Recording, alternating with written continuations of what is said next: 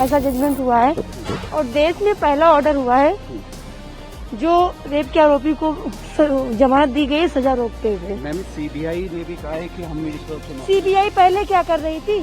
CBI का IO मिल चुका है कुलदीप सेंगर से। पुलिस उनके पीड़िता और उसके साथ वालों को उठा ले गई इंडिया गेट से। इंडिया गेट से तो अब घर तो उनका उन्नाव है, घर तो उनका उन्नाव है, तो दिल्ली से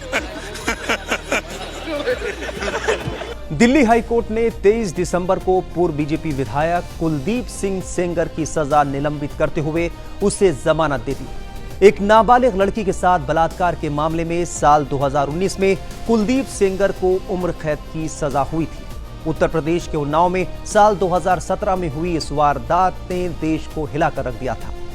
उस वक्त ये मामला बहुत ज्यादा सुर्खियों में रहा था। अब दोषी सेंगर को जमानत मिलने के बाद ये मामला एक बार फिर से चर्चा में आ गया है। हालांकि इस आदेश से सेंगर की तुरंत रिहाई नहीं होगी, क्योंकि वो रेप पीड़िता के पिता की मौत से जुड़े एक अलग मामले में अभी भी हिरासत में है। वहीं कुलदीप सिंह सेंगर की सजा निलंबित कर जमानत देने के दिल्ली हाई कोर्ट के आदेश के खिलाफ सीबीआई ने साफ कर दिया है कि वो इस आदेश को जल्द से जल्द सुप्रीम कोर्ट में चुनौती देगी और इसके लिए विशेष अनुमति याचिका यानी एसएलपी दाखिल की जाएगी। हालांकि पीड़िता ने सीबीआई की मंशा पर भी सवाल उठाए और कहा कि अब तक सीबीआई कहां थी। जैसे हाई कोर्ट में जजमेंट हुआ है, मुझे आहत और मुझे दुख हुआ है कि ऐसा जजमेंट हुआ है और देश में पहला ऑर्डर हुआ है जो रेप के आरोपी को जमानत दी गई सजा रोकते हुए। मैम सीबीआई ने भी कहा है कि हम इस वक्त सीबीआई पहले क्या कर रही थी? सीबीआई का आईओ मिल चुका है कुलदीप सेंगर से।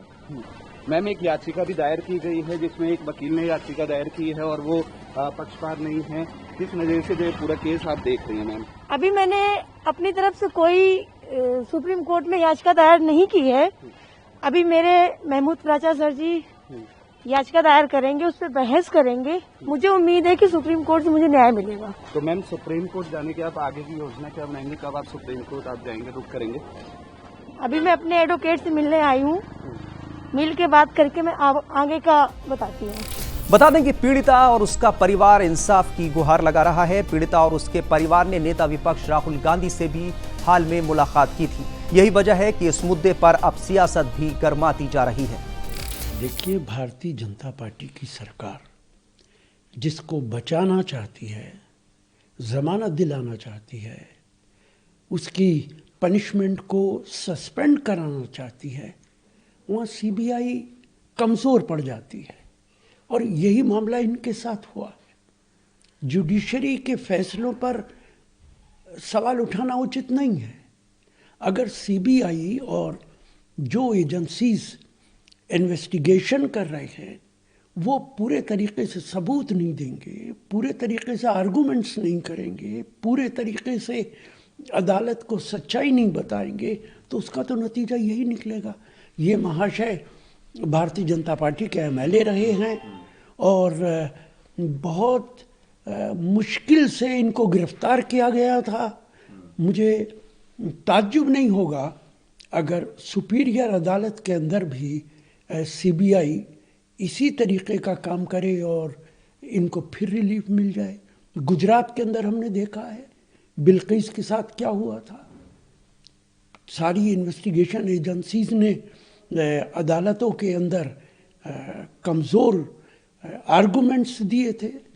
तो ये भारतीय जनता पार्टी की हमेशा से नीति रही है कि अपने लोगों को बचाने के लिए वो सीबीआई, पुलिस, ईडी सबको इस्तेमाल करती है। उन्नाव केस में कोर्ट के फैसले के खिलाफ पीड़िता, उनकी मां और महिला अधिकार कार्यकर्ता योगिता भायना ने इंडिया गेट के पास प्रदर्शन किया था। ये प्रदर्शन दिल्ली हाई कोर्ट की ओर से आरोपी कुलदीप सिंह सेंगर की उम्र कैद की सजा को निलंबित करने के आदेश के खिलाफ था। प्रदर्शन के दौरान दिल्ली पुलिस ने पीड़िता, उनकी मां और योगिता भायना को प्रदर्शन स्थल से हटा दिया था। दूसरी तरफ पीड़िता के वकील महमूद प्राचा ने कहा है कि वो इस फैसले के खिलाफ सुप्रीम कोर्ट में अपील करेंगे। अपील तो हम करेंगे ही, लेकिन जो वस्तुस्थिति है वो समझने की बहुत आवश्यकता है। इस जजमेंट की क्रिटिसिज्म में मैं कई किताबें लिख सकता हूं, लेकिन इस जजमेंट का क्रिटिसिज्म खत्म नहीं होगा। ये इतना लैंडमार्क यानी कि इतना बड़ा जजमेंट है।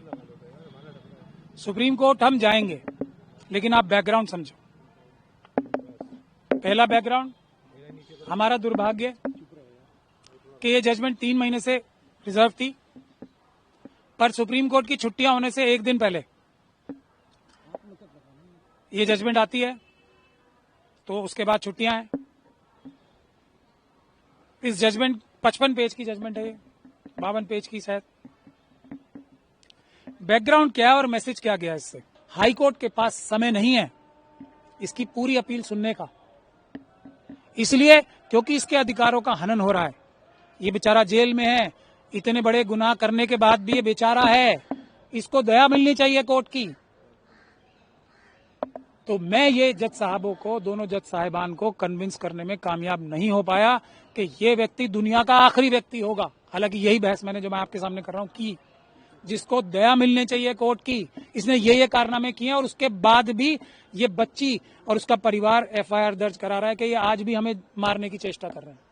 जब ये अपील पेंडिंग है उस दौरान, ये अपील पेंडिंग है उस दौरान ये जो विमेन कमीशन है वो इसका घर छिनवाने की कोशिश कर रही है, किराया ना देके, ताकि ये सड़क पे आए और उस बच्ची के, उस कुलदीप सिंह सेंगर के साथ कॉम्प्रोमाइज करे। मैं समझाने में जज साहबों को नाकाम रहा, इसलिए मुझे घृणा हो रही है अपने ऊपर भी। मैं ये समझाने में विफल रहा कि जितना टाइम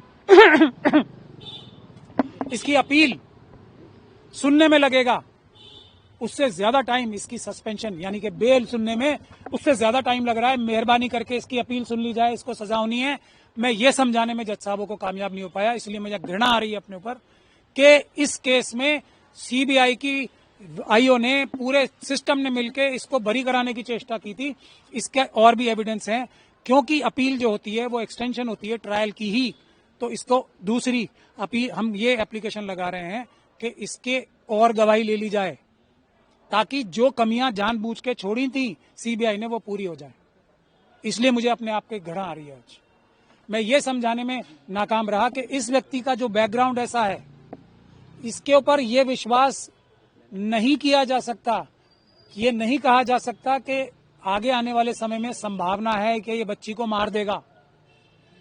संभावना नहीं है, मैं ये नहीं समझा पाया। ये श्योरिटी है, ये बच्ची कभी भी मारी जा सकती है, क्योंकि बैकग्राउंड ऐसा है। बाप मरवाया, परिवार वाले मरवाए, इसको ऑलमोस्ट मरवाया, रेप किया, गैंग रेप किया, उसके बाद भी धमकियां।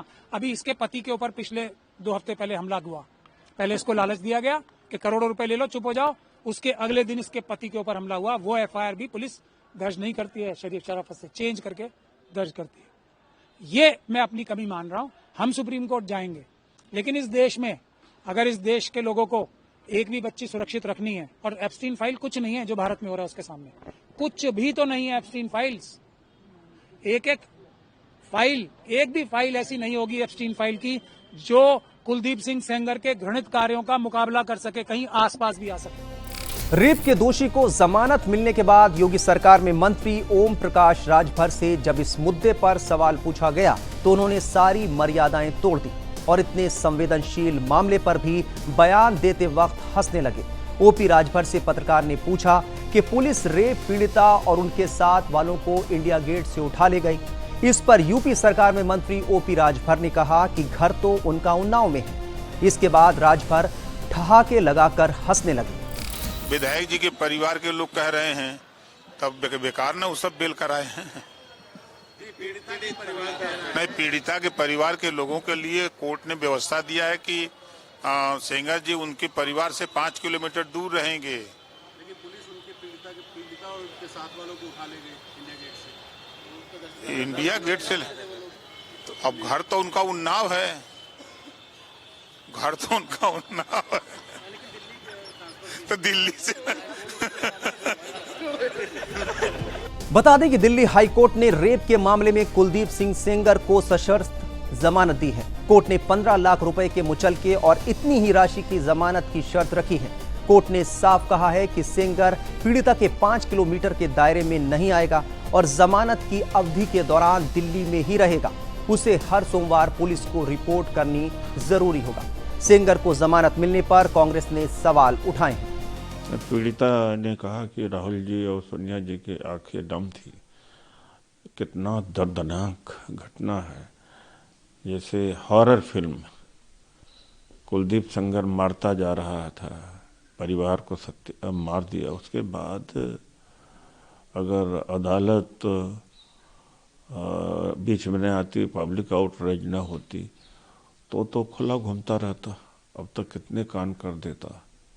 अगर योगी सरकार या सरकार के जो डिफेंड करने वाला सिस्टम था, लॉयर्स और पब्लिक प्रोसिक्यूटर्स, अधिकारी सही ढंग से प्रेजेंट किया होता केस को, तो सुप्रीम हाई कोर्ट में ऐसा न होता। और मैं तो बहुत दुख के साथ कहना पड़ रहा कि क्या हाई कोर्ट के जज में भी संवेदना नहीं रही या जस्टिस नहीं रही? क्या उसे पता नहीं है इस बात का? ये इतना हाईलाइटेड केस है, या पता नहीं है कि बाप को मार दिया, चाचा को मार दिया, चाची को मार दिया, 4-5 लोग, एक गवाह को मर्डर हो गया, ऐसा जैसे हॉरर फिल्म है। तो क्या जज भी संवेदनहीन हो गया?